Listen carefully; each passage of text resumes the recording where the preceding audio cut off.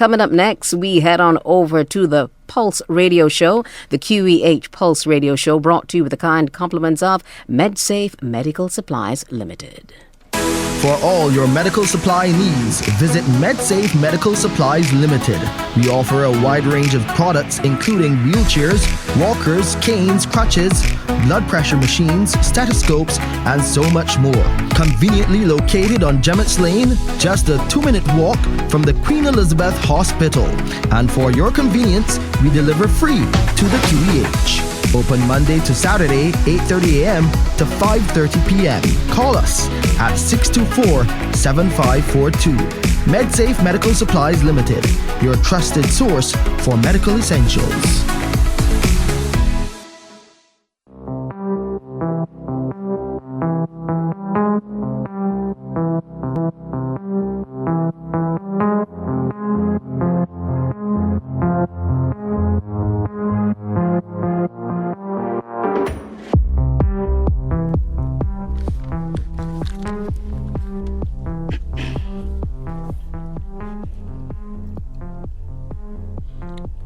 A pleasant good morning to all of our listeners here with us on Q100.7 FM for another edition of, I hope is your favorite show, the Pulse Radio Show, production of the Queen Elizabeth Hospital in association with our friends here at the Caribbean Broadcasting Corporation.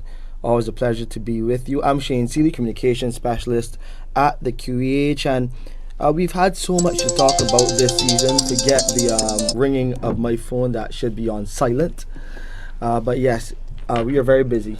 We get calls all during the show normally, but our phones are normally on silent. So forgive me for that. But yes, another interesting edition. Last 2 weeks, we spent time telling you about all that is happening with the linear accelerator, which is now in the bunker at the QEH.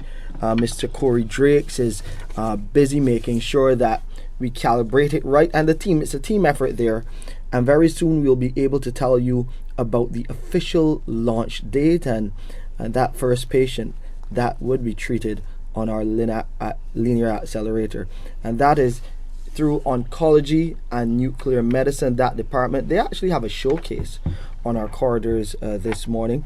Those visitors who pass will see it. But that's mainly for our staff at the hospital to educate them a bit more about what's expected when we get going and start those services connected to the LINAC project. So that project is in full swing. As I said, we've been telling you about it over the last 2 weeks. And if you want to listen and hear more about that end of things, that talk about the linear accelerator, you can always go to our website. That's www.qehconnect.com and just go to where you see the Pulse, and when you tap in on the Pulse, you will see our radio shows, and those last two you'll be able to tune into and really hear what we're doing in that regard. We're also doing a whole lot more in terms of our outreach. This show is a part of our outreach to the public, but our nursing team, they have been getting out in the field and really doing some amazing work. It really started, and I'll tell you about the initiative very soon, starting in our 60th anniversary of celebrating the Queen Elizabeth Hospital, 6 years of service. We're moving on to 61 right now. So the lady is aging. The building is aging, but our staff, we continue to try to do our best to serve our patients inside our hospital and our public outside of the hospital as well. That's why this education is so important to us. So I have to welcome two lovely ladies to the show this morning, members of our nursing team, two senior nursing officers in Melissa Worrell. Good morning. Good morning. And Peaches Beckles. Good morning. And that is her real name, Peaches. Is her real name. It's not a nickname or anything like that, but they do deliver such sweet service for our internal customers, our patients. But we're going to really talk about those who we want to keep on the proactive side of things. So we've started an outreach program, as I said, and Melissa, I'll let you, SNO World, I'll let you lead the way on this topic, and of course Peaches will chime in too. Whispering it exactly. And yes, you can still call us with any of your concerns that you may have, and share your stories about our hospital as we go towards our 61st anniversary. This is the month of November. We're celebrating independence, yes, but we are also celebrating at the QEH on November the 14th, our 61st anniversary. So the QEH is actually older than our independence celebrations because we're only celebrating 59 this year, and we're turning 61 at the QEH. It all speaks to the service before and after independence. And as we are a republic right now, we are also evolving with the country, and we'll tell you how we're doing that. You can call us 434-1007. 434-1070 is the other number, and you can also send us a WhatsApp using 434-1007. So SNO Worrell, talk to us about this program, this outreach initiative. What's it called and how did it come about? I need to do a little bit of a reversal because I did say to both of you, as SNOs in the nursing directorate, you both have a role to play in terms of guiding your nursing officers and those registered nurses under your charge. It's a layered process. You have the Director of Nursing Services, the Deputy Director of Nursing Services, 2 ADNSs, and then the Senior Nursing Officers. So, SNO World, talk about your role as a Senior Nursing Officer at the hospital. Just tell our listeners a bit about what you do. Well, good morning to everybody. I am responsible for the Diagnostics and Therapeutics department within our hospital. We cater to both the internal and external customer. I am responsible for the main outpatients department, our cardiac services, the artificial kidney unit, radiology, gastrointestinal services, respiratory unit, and hematology oncology unit. So we form the foundation of medical care, and we work with others to provide critical services to our clients.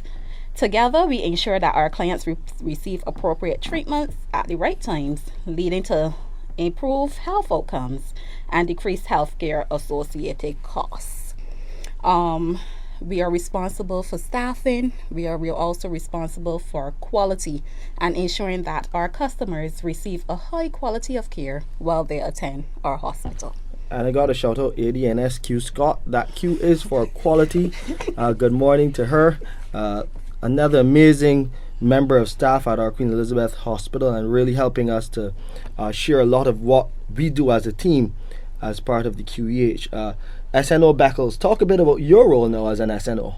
Okay, good morning everyone, and good morning to all that are tuning in at QEH and the wider Barbados. I am SNO Beckles, and I am responsible for the medical directorate. That includes A6, C4, newly added C3. We have C5, C6, C9, C10, MICU, and C12. Those capture my wards that I cover. I basically manage all the staff, including my nursing officers, ensuring that we have initiatives there to improve patient care, because we offer our people-centered care. That is what we're moving towards, and that is what we're growing towards. So it's people-centered care, so whatever initiatives to improve that, we are the ones that spearhead it as a SNO to ensure that it's implemented, it's monitored, evaluated, and then we give feedback to our staff as to how they're doing and how can we improve as well. We manage the complaints as well, sort them out at our levels, and those that we can't, we tend to propel them up. Hopefully we could normally get those sorted out at our level so we don't have to propel them upwards. And that is our overall of our duty. We have our reports, we do teaching sessions, and this is now community outreach. We also do those as well. Right, so that's what I'm going to say now, that while you have had a few wards added to your portfolio and a few responsibilities, you now add what is this community outreach element. So talk a bit about it. How did it come about? Why did we decide to go in this direction? We're a tertiary care institution. Yes, we cater to those at the, what I would say is the sicker end of the scale. You come in there when you need urgent care, and we try to get you back to a sense of normalcy in your life. But now we are going a step further reaching out to the public to help them understand a bit better about how they can be proactive in terms of their healthcare. So talk a bit, SNO Worrell, about how it all got started. A couple years ago, And is there a title to it? Is there a name for it? we have not given it an exact title, but we call it Community Outreach Awareness. Community Outreach Awareness. All right. A couple years ago, we would have adopted one of the primary schools in our community. Which one? One of them. Okay, One of them. all We right. prefer not to say at this time. We would have adopted one of our primary schools in our community, and we found that it was well received. So as the hospital celebrated its 60th Diamond Jubilee last year, we continued with some outreach around Bridgetown, which was also well received. So in October, approaching October, there was discussion among the team, which was Mental Health Month, and we decided to start the outreach again, and that is how we came about to do the outreach. It is going to be from October to the beginning of December. We have done couple outreach already, which was well received, and we will continue to do so. We felt that this was important to build trust with our neighbors around the hospital and to foster healthy working collaboration and relationships with the businesses in Barbados. Right. So we're doing that. So far, what are your thoughts, SNO Beckles, about how it has gone in terms of the feedback you're getting? What are those conversations like when you go in to the community and share the information that y'all are the experts? Y'all have the information. The public needs it. So talk a bit about the interaction. How are you enjoying sharing the information? Okay, if I may say, I would think that would be better channeled to SNO Worrell, because she actually went in the field. I have not gone into the field, but the registered nurses, nursing assistant would have gone into the field. And before I move forward, I must have to highlight SNO Bernadette Belgrave and SNO Sherry Jackman Collymore, because they were the brainchild for this community outreach awareness. Right. They're actually on vacation, so we're actually covering. So they're getting Right. some much Right. well-needed R&R. Exactly. So we have to carry on for them because they started it. Well, so based on the feedback that we have gotten, is that persons are really, if I use the word for it, they're hunger for the information that we bring. They yearn for more, right? And the reception has been very good.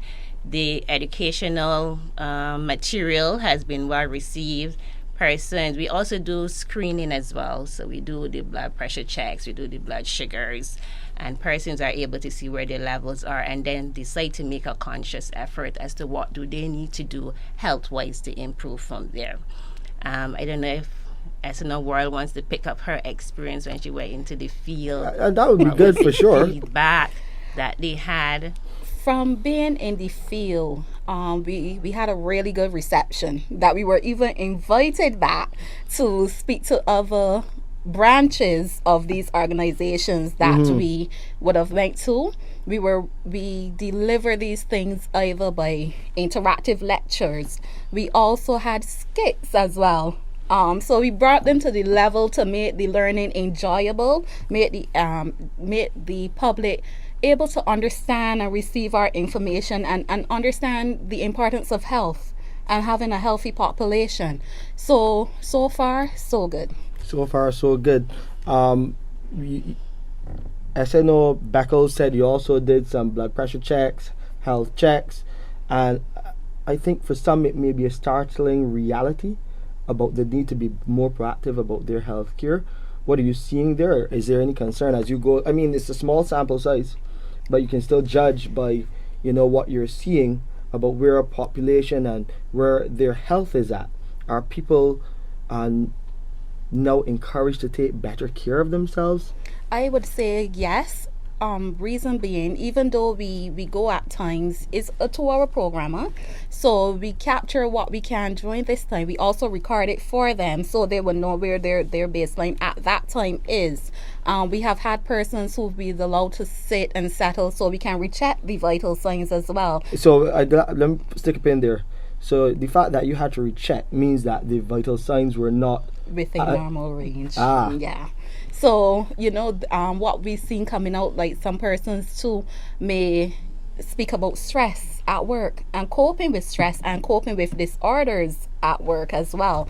So management from these entities really wanted to support their staff, support their colleagues. What do we do if, and we have found it to be it was a very good outreach program. We have found that we were able to help some persons, provide counseling for them, and able to direct them in a way that they can get help, because prevention is better than cure. Yes. So again, I want to go back to that. Excuse me. I want to go back to that point.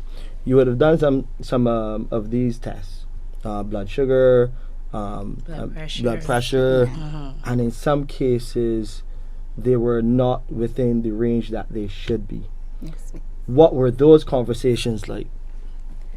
Those conversations were, for lack of better words, they were intimate conversations. Because some people can't accept yes. that. Yes. There was some disbelief. There were some, I don't even monitor this, so I am not sure where I am at.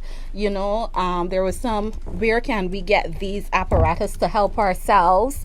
There were some that were just not willing to accept.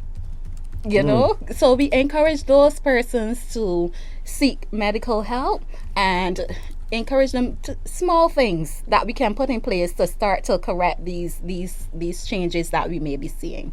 For example, we started with nutrition, which is very important. It may seem simple, but little changes we can make during the day and being active. We have persons who may sit at computer screens for prolonged times, and then we forget to look away just to take the break from the screen, and then we have challenges with twitching eyes, etc. Twitching eye is a tired eye, so these little things we say to the public and to have them to do so that we can kind of help them along their journey. Yes. SNO, you want to add to that? Because I don't think people understand. And I think the reality only sets in when they are in or coming to our accident and emergency department. Right. When a lot of these situations can be avoided by some of the things SNO Worrell just mentioned. Right. Better diet, of course exercise, but just a balance, having a better balance. Your conversations with those individuals, you find that more Barbadians are accepting or they're resistant to the message that they need to do better as far as their healthcare is concerned?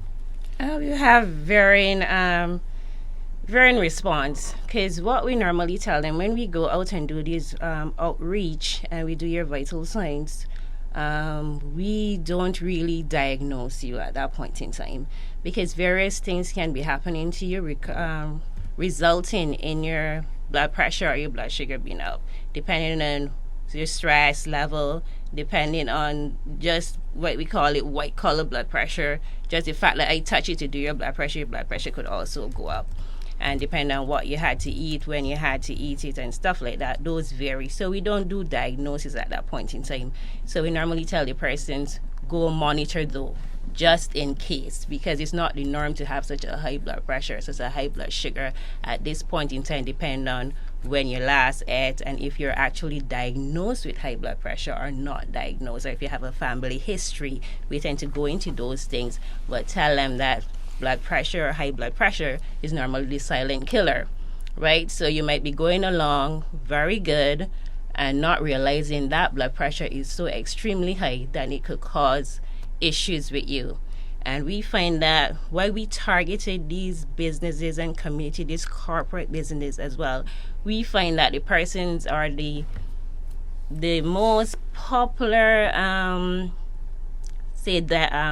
demographic within our wards are the working population.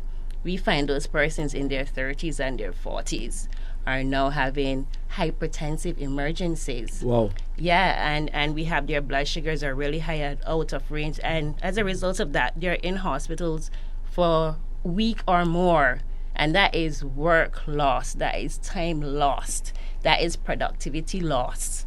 So we tend to speak to them from that end. If you actually do corrective measures, preventative measures, that will decrease the chance of being in secondary health care and being away from your family, away from work, the employers also lose because then there is less productive time. So we include the employers as well, because you have to create an environment for your employees to be healthy as well. Yes, I know it's the onus is on the employees, but there has to be an environment to promote health at your workplace. So, for example, if you know that you have, say, employees that are diabetic, depending on your demographic at work, you know you need to have a safe fridge where they could keep their insulins and stuff like that. Yeah. You could even procure, say, blood pressure monitors, so I don't have to walk with my monitor to work to check my blood pressure, depending on when I have to do or take my medication. So those are little things that employers could put in place.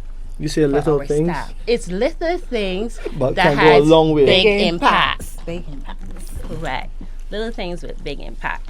Because the different topics we also cover is wide range. We look at mental health. We look at nutrition. We look at prostate problems. We look at women and child health issues. Mm-hmm. And the big one that I find with women and child health, especially for the mothers in maternal age range that would have had their child return to work, some would have been back to work before 3 months, they are still breastfeeding. And to ensure that we have that nice breastfeeding environment for that mommy to be able to express breast milk as well. And also to have proper storage, right? Provide a nice fridge, safe, where the mommy will feel comfortable storing the baby's milk, even if she has it in a nice zip lunch bag. So those are some of the things that the employers could put in place to ensure that their employees are comfortable, improve their health, and be able to serve them better and be more productive. You're making me so happy right now. It's a real stark reality, the challenges that some employees, as you mentioned, and you're mentioning the fact that you're seeing so many more working age people in our wards that we are now having to take care of because they're not taking the responsibility at the top end to take care of themselves, to promote better health in their lives, and I'm glad that we can do that. This is primarily something the Ministry of Health also does. Correct. But we are playing our part along with the Ministry of Health to make sure that the education is there, especially going to them. Correct. And not waiting till they come to us. To us, yeah. So this is good. I feel like having a blood pressure test and talk a bit about what was the other test? The blood sugar. Blood sugar. Yeah, blood glucose testing. Yes. And after, I shouldn't get that test just yet because I not too long had my breakfast. Yeah. Correct. But I know that they say you wait about how long to get that. At least after? you have a 30 minutes line. But then we have different range for different tests. So if 2 hours after you finish eat, we know that it's supposed to be in a certain range. Right. Right. And then we have your fasting, your blood sugars, and then the other ones that will do like 4 hourly. So even though you just had breakfast, if it was an hour, 2 hours after, it should be in a certain range. So we don't expect it to say, it normally be like 6.5, 7.5 durable. There's just rough persons, just in case anybody's making notes, that just rough. I wouldn't expect you to be hitting a 15 millimeters of mercury, I even say a 12. Okay. Yeah, when we look at your age, when we look at the fact that are you not diabetic, and what did you consume as well? I had coffee. Right, so that shooting up will send a signal to you that there is something happening when it comes on to the flow of the glucose from the external cell into the internal cell. There is some slowing down happening, resulting in your blood sugar being so high. All right. I thought the coffee once a week isn't too bad. Again, I try to really, we have our little vices and we get addicted to certain things. Yeah. I'll try to reduce that so that I keep my blood sugar levels in check and exercise as well. You still get that little prick for the blood sugar test. I don't like it. I hate needles. Yes. I don't. So you still have to get that little prick. Yes, you still get it. We haven't had scanned ones as yet. We're not there as well. We could scan and get the blood sugar. We're not there yet. Prick is still the way to go. And speaking about blood pressure, a lot of people wear these fit watches now. What do you think? An accurate reading, or it is best to get that blood pressure test by the professionals? Well, I do wear my smartwatch. and I do use it Is to it in monitor line? my blood pressures.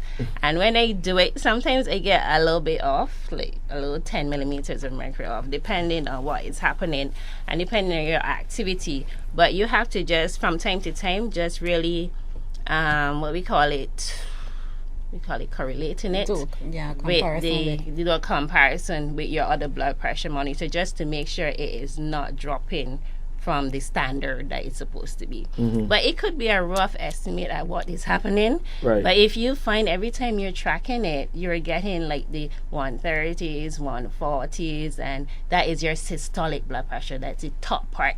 Right. And if the bottom one is like 100 and over all the time, I already know that I ain't when gonna talk. you check it, you know that you need to get a more professional testing done other than your monitor. And if you just got up from morning and you realize your blood pressure is 140 over 100 or something like that, you just come from sleeping, you would expect your blood pressure to be a bit lower. Those are things that this could also trigger your smartwatch to say, let me check my health a bit closer. So it's good. So you can use a it. smartwatch as a trigger to then seek medical correct medical advice and professional help. medical help. Okay, and that place you would normally go to first, hopefully, is your polyclinic. You go to your polyclinic, but if you're not feeling well, the choice is yours. the choice. Because we also have the other offices, the GPs that you could also Of go course. wherever you come in. But the polyclinic will be our primary health care that will offer that first service to the patients. And I always tell people, if you're not certain, because people may see that and their first trigger may be accident and emergency, I always say call 536-4800. That's our patient advice and liaison service, and get some advice about if you need to come. So you can share the information that you looked at your smartwatch and saw, and they can tell you, look, you need to come to A&E, or you have options that you can go to your private medical physician or the polyclinic. But it's all about being a bit more proactive, and I think that is the purpose of the outreach program, the outreach and awareness program, putting people on a more proactive footing. Correct. Giving them a more proactive mentality in terms of dealing with their health. What are some of the other things that you're really trying to push through the program for people to consider as we're hoping that they pay more attention to their health? Some of the other topics that we would have discussed would have included, as Ms. Beckles said, we talk about blood sugar and blood pressure monitoring. We focus on mental health, the impact that the chronic disorders, non-communicable disorders, the diabetes, the hypertension, have on other organs within the body. For example, the eyes, the kidneys. We talk about male and female sexual health as well, aging, menopause, andropause for the males. A lot of persons not aware that men go through changes as well. And we focus on nutrition, compliance as well with medications and with disorders, the treatment options. In the hospital, when you're leaving, we do discharge planning. And sometimes we are human and we forget. So this is reiterating these points, the importance of being compliant with your medication, the importance I'm glad that you're reiterating that one, because I remember Dr. Cruikshank, our head of A&E, Dr. Amory Cruikshank, always busy. They're trying to ensure that we see our patients in a timely manner. She speaks to me about the number of patients we do see coming into A&E who have not taken their medication to time, and that's why they're there. Yes. The return. Yes. And maybe we can speak a bit about that, those return admissions. What can you tell us, S&O Beckles? What I could tell you is that most times we find them on the medical floor, because most times their conditions pertains hypertension, diabetes, and their kidney problems. And then we add in the stroke now attached to it because of the hypertensive emergency.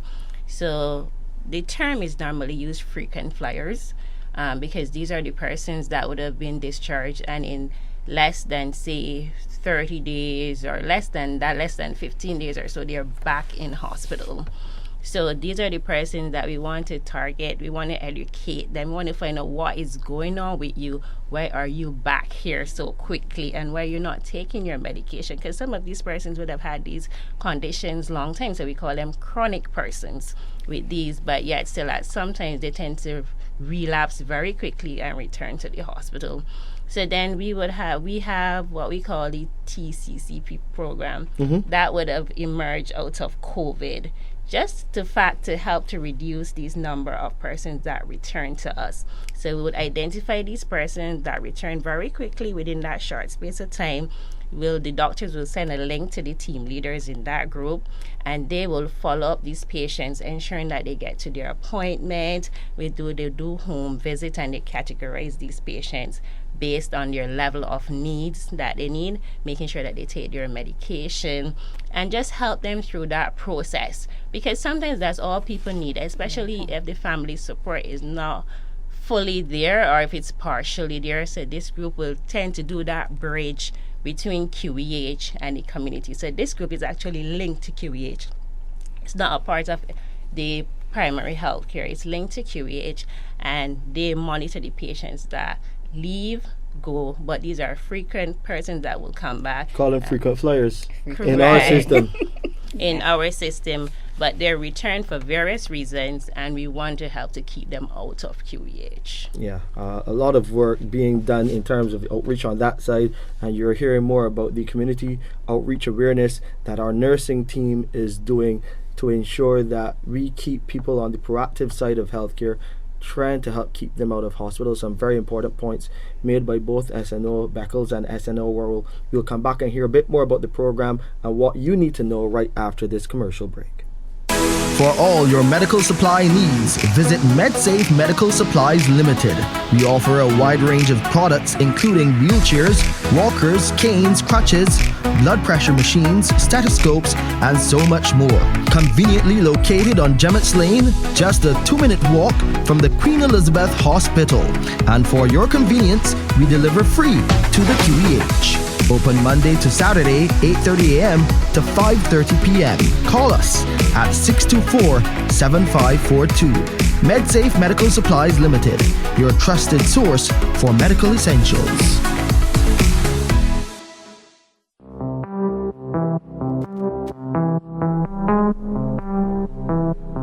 We're talking about the Community Outreach Awareness Program initiative. An initiative being done by the Queen Elizabeth Hospital, the nursing team, going out to first case schools and then now going to companies to really share the message about healthcare and about being proactive in taking care of yourselves, because we want to reverse this trend of so many working aged individuals in our hospital having to receive that tertiary level of care to get back on their feet.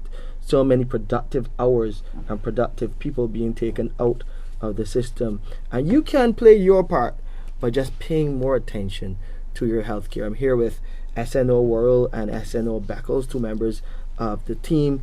SNO Beckles, we had a question about the Fitbit and how you can use that to really trigger yourself. Correct. I want you to reiterate that point. A lot of people wearing these smartwatches now, and you can actually use them to help you to be proactive and then go and get the actual test instead of just solely depending on the device. Correct. Yes. So yes, it's very important that you could use it. You use it for all different reasons. Some people even have it to make calls and everything like that. But it also has the health component on it. So monitoring the blood pressures is one. Even doing your steps as well to see how much exercise you're getting. That is another aspect on your smartwatch that you could also utilize. Also, when you do the blood pressures as well, some person's phone do not have the recording on it where you could do the time and date. So just get a little booklet, and whenever you check that blood pressure, you just document that, and also document the time of day that you actually do that blood pressure and what you were doing. Because then when you go to your medical facility, then you could let them know this was what I was doing, this was the time of day, was I at work, did I wake up this time?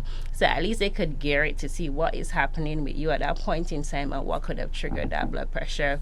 And we want to ensure that we have those blood pressures documented over a period of time. Make sure you have at least daily blood pressures, even if you could do them 3 times a week if you're not diagnosed as hypertensive. So then when you go to your doctor, the doctor has a trend to look at. So it's not just a one-off blood pressure. So that's why I said when we go to the awareness, we don't diagnose persons because that's a one-off.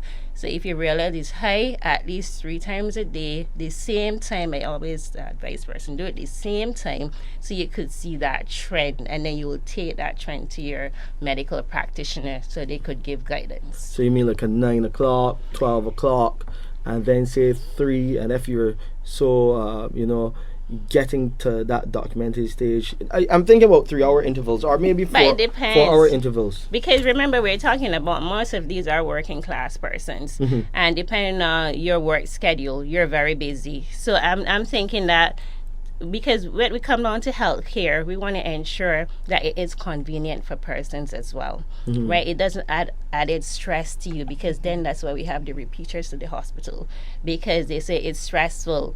I can't get to take my medication because at 12 o'clock is the peak time at work. So then the blood sugars go out. So these are little things you have to consider. So then it's best to say, okay, you take your blood pressure when you get up in the morning and then when you get home. Those are convenient times for persons. Okay. Right? So then you say Monday, Tuesday, Friday, I'll do my blood pressure. I do it 3 times a week. I'll do that for at least 3 weeks or so. They continue to be elevated. You make an appointment to see your doctor, and then you continue to follow up from that. And you mentioned that it's not perfectly accurate. Correct. It's not perfectly accurate. Correct. But it is a gauge. It is a gauge. Okay. It is a gauge that you could utilize. So an answer for those asking about that Fitbit, it can be used as a gauge. It is not perfectly accurate, but it can be used as a trigger for you. If it is high, if you're seeing it's recording high, check with your medical physician or head to your polyclinic. Yeah, and I'm hearing as well that for one individual it records higher than their actual blood pressure kit.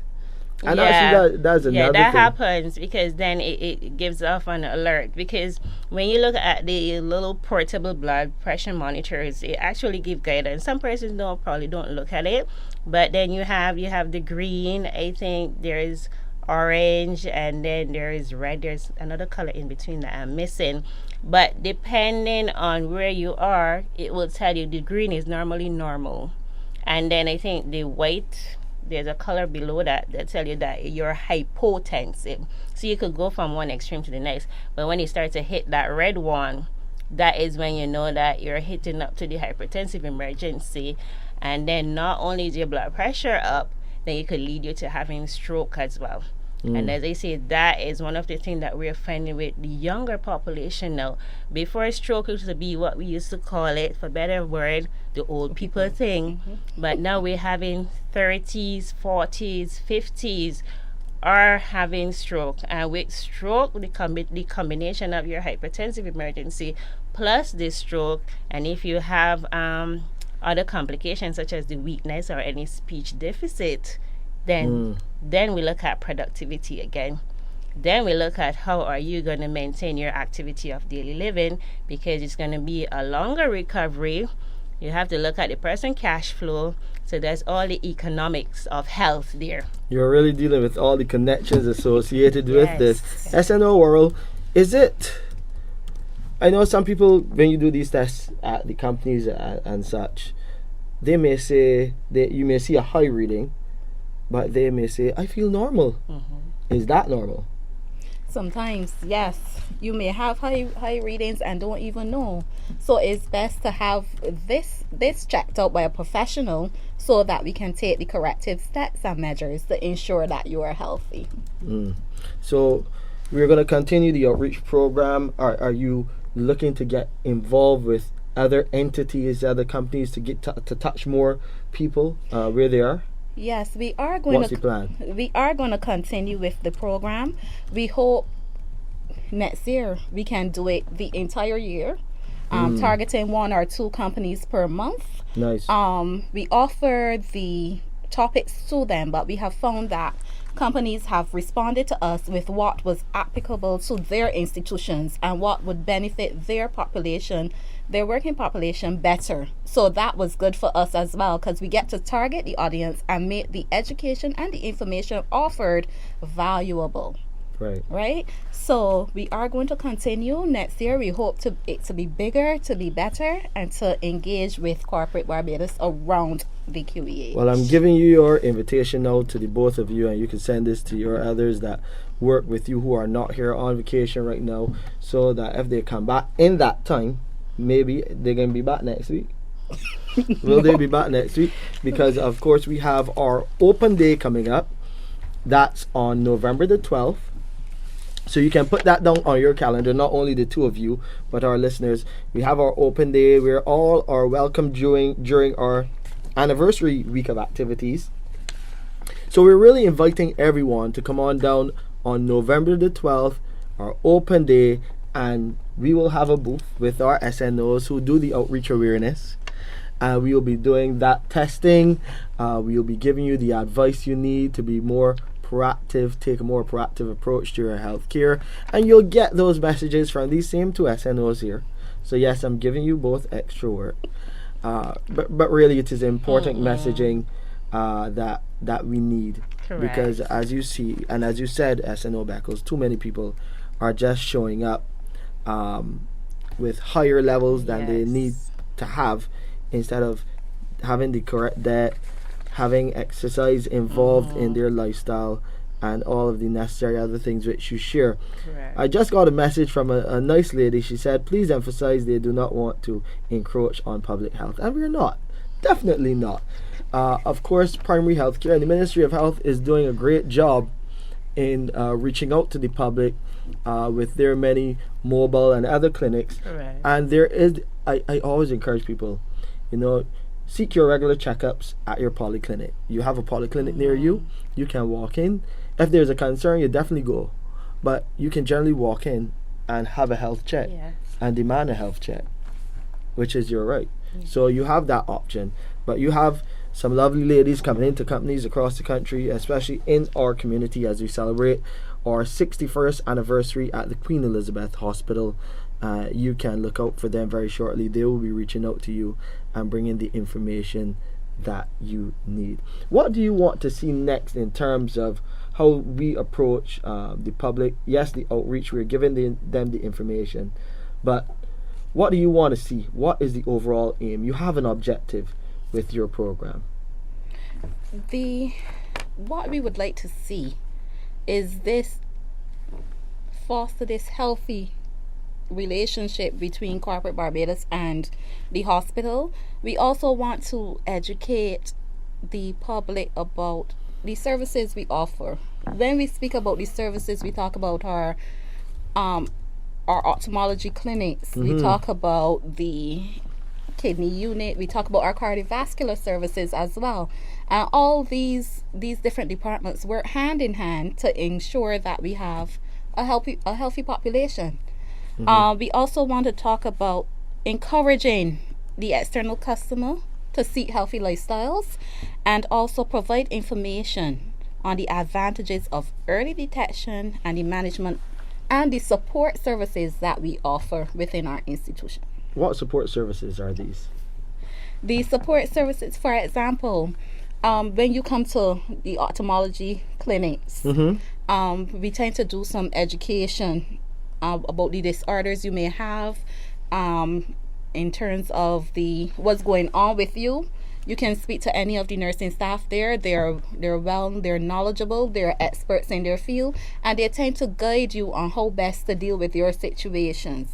Also, coming out to our cardiovascular services, we may be able to guide you on diet, on the same coping with the taking your medication, and sometimes with the medication we get the side effects that persons don't like to talk about So we are just letting Barbados know and letting corporate Barbados know we are here for you. We at the Queen Elizabeth Hospital are here for you. We're here to cater to you. We're here to offer our services to you. I know ophthalmology is not your specialty, but I want to come back to speak about the connection between ophthalmology and some of the preventative measures that you are trying to introduce, because they come out with some of the issues like blood pressure and The diabetes. the diabetes do affect the eyes. Yes. And you see that reflection. So just to educate the public about things that they can look out for.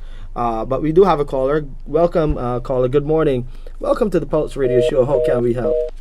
Oh, they're gone. I'm sorry. But you can always call back if you need to mention something, express a concern, or just give us your take on your situation and see how we can help.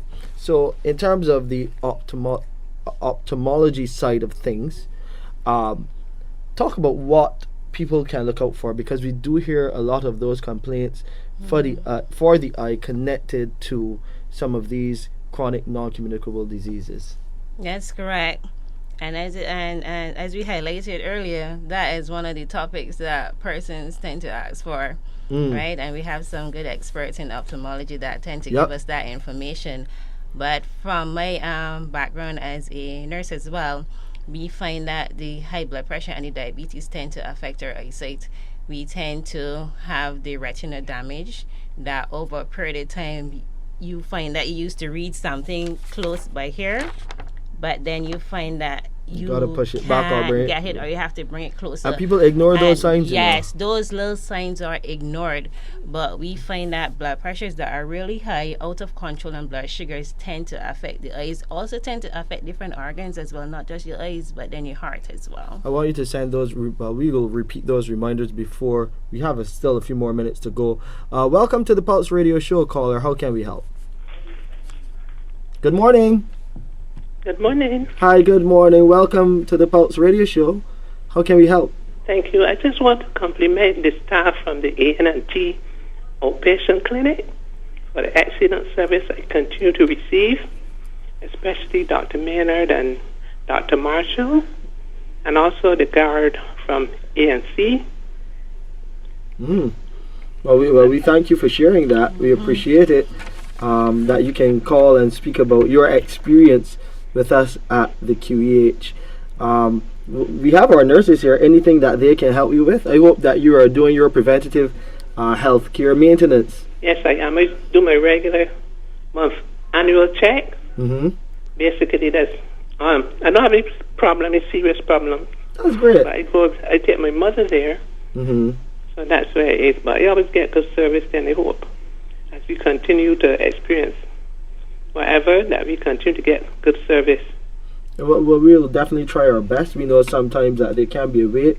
A number of people come to the clinic. We don't have any problem waiting, because you go to the private clinic, you still have to wait. So we just pack a bag with little snacks and hold on, and but you get excellent service, so it's worth the wait. Thank you very much. We appreciate you for calling us and sharing that good news with us here on the Pulse Radio Show. Okay, thank you. Have a good day. You as well. You as well. You've made our day and made the day of those working in that clinic as well. Some great service that they're offering there. And again, anytime that you have to wait with us, we apologize for that. We don't want you to wait, but sometimes, so many people are coming to, and then emergencies happen from time to time. So we do appreciate that when you do have to wait, and that we can offer you that service, that you are happy with what you receive. SNO Beckles, you were speaking about those connections to some of these chronic non-communicable diseases, some of the signs that people have but they ignore, that they miss. Okay, so you have some person, just the fact that you're thirsty all the time. You just, the time is not really hot, but you're just so thirsty. That could be saying that your blood sugars are really up, but you don't really take notice of that. You just go and drink all the time. Or you should drink water. You should drink water, but this excessive thirst that you just drank a bottle and you just felt thirsty, it's like the water is not quenching your thirst, right? That is a sign that you have to look out to. So you're always thirsty even though you're drinking the water, right? And then we have persons that you frequently hungry, Some persons, if they have a big appetite and they just eat a bowl of food, but then they're hungry again. Those are the things that you look into. Frequently being hungry, even though you had adequate portions of food that you just ate as well, in comparison to your body mass and all of that. And then you go into the bathroom very frequently to pass urine as well. Normally you'll be able to hold your urine every 4 hours or every 6 hours, but now you find you're going every 3 hours like that. So those are some of the things that you find, especially with your blood sugar. Those are signs that they're extremely high, and you need to get them under control, because you don't want to wait until when it starts to affect your eyesight. Now, when you're getting dim vision, that is when there is actually damage to the eyes. And I'm not the expert in the ophthalmology, but I'm saying those are those things to look out for. Initial signs that you look out for first, and if you realize those are happening to you, you seek medical attention, and then we could get corrective measures in place before it causes damage to vessels. Okay, we have another caller here on the Pulse Radio Show. Good morning, caller. Welcome. How can we help? Peace be unto you and yours. How are you doing? I'm thankful, a blessed and spirit-filled, magnificent Monday to you and your guests, to the staff, and to all listeners. Shane, I just want to thank you and thank the Queen Elizabeth Hospital, for enlightening us on what is going on and trying to help us fix those things that really, really needed. Shane, I would like to know why it is that people have, especially with cataracts, blindness, something else. I had a great aunt that raised me, and she said she would prefer lose a limb than to be blind. Why is that people have to be staying so long and then put back 3 or 4 times until next year to get cataracts? Cause everybody don't have money to pay to get the eyes cut, and wait staying so long. Yeah, why? It's something that they're working on. There is a long waiting list, a longer waiting list than we would like. We're making some upgrades to the clinic so that we can shorten that waiting list. What we will do, we will have some professionals from the ophthalmology clinic here next week to share with you what is happening in that ophthalmology clinic. But we do apologize for those people who are waiting longer than usual to have those services. But again, we tell them, please call 536-4800 so that we can do some double checks on those appointments and any extension in that waiting time for the appointments, so that we can address it at that point. Get our ophthalmologists involved, get our teams involved, so that we can help to shorten these wait times. But we always thank you, when you call for raising these issues, so we can check it out. Yeah, you're welcome. You're definitely welcome. Always good hearing from you. I'm glad too, and I continue. You all will continue with this, so that people could come and let you all know what is going on. But yeah, are we going out to people too? Where certain surgeries and that is concerned, everybody don't have money. No, well, I know you made. Listen, I know you made that point. So I told you that we can bring someone next week to see if we can explain what is going on in the ophthalmology clinic and how we can try to shorten. But again, anyone listening and you have an appointment with the ophthalmology clinic, you think it's a bit too long, call 536-4800 so we can address it there at our patient advice and liaison service. Okay, thank you as always, my dear. We got another caller. The call's coming in quickly right now as we move up to midday. Good morning, caller. Welcome to the Pulse Radio Show. How can we help? Good morning. How are you guys this morning? We're well. SNO Beckles here, sharing a lot of information on helping people to take better care of themselves, as well as SNO Worrell. How can we help you? Okay, I'm calling on the behalf of my brother. My brother is deaf, and he has some kind of cataract, and this is 3 years that I know, because I have to go with him every time that he has been scheduled an appointment, and when he go, they'll give him an appointment for the next month, and 3 years he has never missed an appointment. The caller who just called, I'm like, it's ironic. She called about the same thing, but I just couldn't get off the phone. I had to honor the call. That's no problem. But like she said, 3 years is a long time. He's deaf, and now I'm like, my God, they want him to be deaf and blind too? What's going on? Why 3 years? Why so long? Well, we would have to investigate your situation individually, because for everyone it wouldn't be the same. What I will ask you to do is leave your contact details with the producer, Kimberly Skeet. Let's find out what is happening with your brother. You leave his name as well. You're his next of kin? Yes. Perfect. So you would leave his name. We'll give you a call back and explain to you. And you can leave your number if he has a contact as well. You can leave that one as well. And we'll try to reach out after the show to find out what is going on with this situation. Well, I thank you so much. That is not a problem.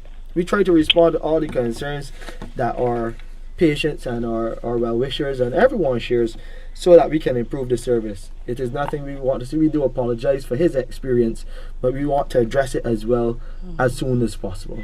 I thank you. And please stay on the line. Please stay on the line so I that will. we can get that information, yeah? I will. Thank you so much. Not a problem. Okay, so we are coming quickly up to time. Time flies so fast here at the Pulse Radio Show. And we just want to help as many people as possible.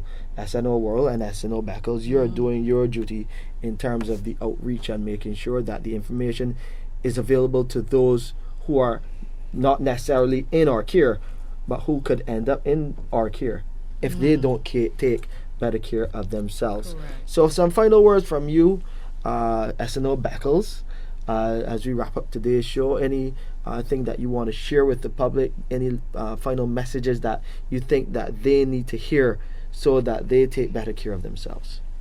Okay, yes. As we are focusing on our awareness being to the corporate Barbados and the businesses surrounding QEH, I want to reach out to both the employers and the employee, because it has to be a union when it comes on to improving the health of their employees. So basically ensuring that the environment is conducive to promote health, that is what I want to see when it comes on to this awareness. I want to ensure that you put measures in place, listen to your employees, and the employers, thank you for reaching out to us. Thank you for having the vested interest in your employee, that you actually reach out to us and tell us what are your concerns, what are your areas that you want us to come and educate your staff. That is the first move. It's education, and then whatever implementation is needed based on us conversing with them to improve the overall environment to promote health. That is our goal when it comes on to this. Yeah, we really appreciate that. SNO Worrell, your final thoughts? Life can be stressful at times. I just want to encourage everyone to take health very seriously, and also to slow down a bit, reflect, use the reflection to improve outcomes and to deal with life stressors in a positive way, and we can work together as a team to accomplish this. I remember making our way up here, you were telling me about having people reach out to nursing office for any assistance they may need. How do they do that? How would you advise that they go about it? Come through the PBX? Yes. And what can they ask as far as calling nursing office? When you reach out to the Nursing Services Department, you call the PBX 436-6450, extension 6283 or 6282, and you can either leave a message for SNO Beckles, Belgrave, Cullimore, or Worrell, or you can email us at meworrell@qeh.gov.bb. M.E. Worrell? Yeah, M.E. it might be Worrell. easier for M.E. the phone Worrell, call. me Worrell? Me Worrell. Yes, M.E. please. Worrell at qeh.gov.bb. And for you, SNO Beckles? It's P Hales Beckles at qeh.gov.bb, but P. there's Hales a hyphen. Beckles? P Hales hyphen Beckles. P. Hales, H-A-L-E-S? H-A-Y-L-E-S. H-A-Y-L-E-S. Hyphen Beckles. P. All I can't even remember it lowercase. already. It's P Hales hyphen Beckles at P. Hales. So qeh.gov.bb. P-H-A-Y-L-E-S hyphen Beckles at qeh.gov.bb. qeh.gov.bb. You But gotta make don't that email fear. easier. That's what QEH gave me. Yeah, I But know. that's fine, because once you call the QEH number, just ask them to transfer you to nursing Nursing services or nursing office, and just let them know that your corporate business, you would like us to extend the awareness to your corporation. Yeah. And they will forward the information. And you can't leave out the schools, because you all started with schools too. So any of the school administrators, you can reach out to the Department of Nursing Services through our PBX at 436-6450.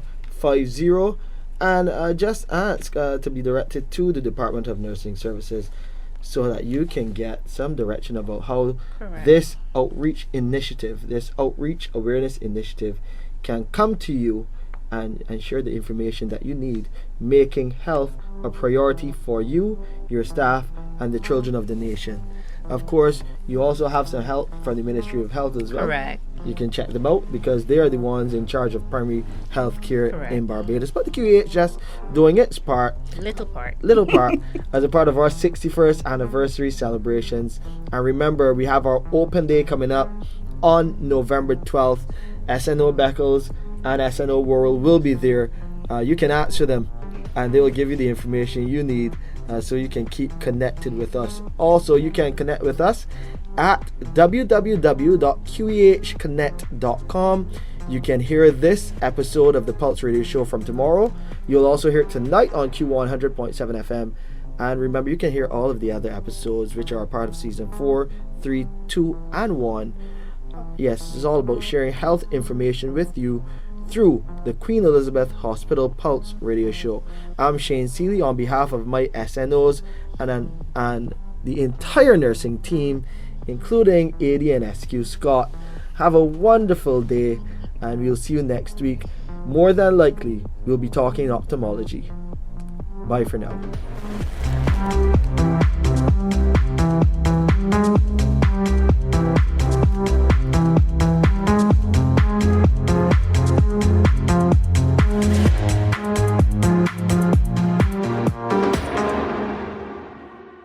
Of course, the QEH Pulse Radio Show was brought to you with the kind compliments of Med-Safe Medical Supplies Ltd.